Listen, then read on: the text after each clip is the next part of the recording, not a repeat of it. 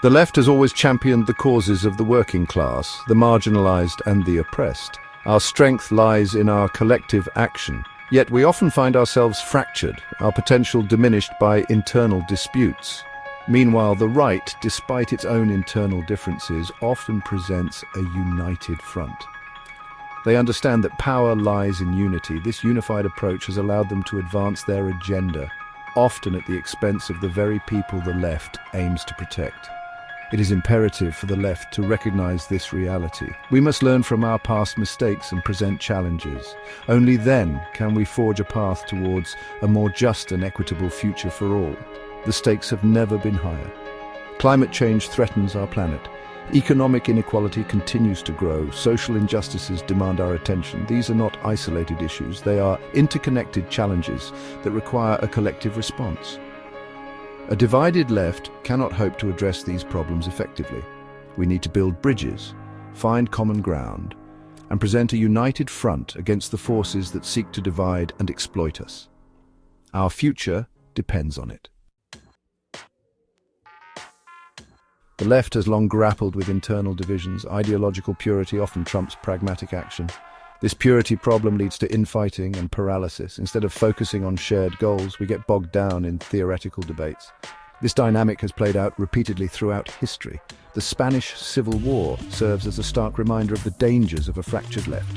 In 1936, various leftist factions, each with its own ideology, failed to unite against the rising fascist threat. This disunity contributed to the victory of Franco's forces and decades of oppressive rule. Beyond ideological disputes, class and cultural differences also create divisions. The struggles of a blue-collar worker may not fully resonate with an academic. Similarly, cultural perspectives can differ within the left. These differences are not insurmountable, but they require open dialogue and empathy. We must recognize that our shared values outweigh our differences. The US civil rights movement provides a powerful example of a successful coalition. Despite differences in background and approach, civil rights activists united around the shared goal of racial equality. This unity, though hard-won, proved essential in achieving significant legal and social change. In the 21st century, social media has become a new battleground for the left. While it offers tools for organizing and communication, it also presents unique challenges. Algorithms often trap users in echo chambers, reinforcing existing beliefs and exacerbating divisions. Disinformation spreads like wildfire, further polarizing the political landscape. This online environment often rewards outrage and purity politics, making reasoned debate and compromise difficult. Navigating this digital landscape requires new strategies. We must become more discerning consumers of information, actively seeking out diverse viewpoints and challenging our own biases.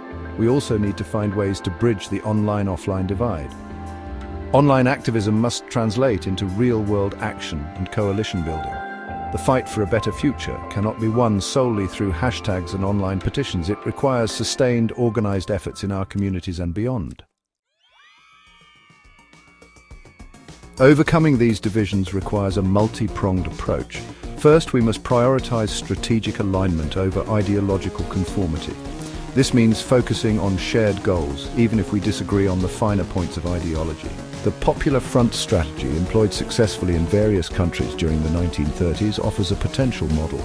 By forming broad coalitions around common objectives, leftist parties were able to achieve significant gains, even with ideological differences. Second, we need to cultivate empathy and understanding.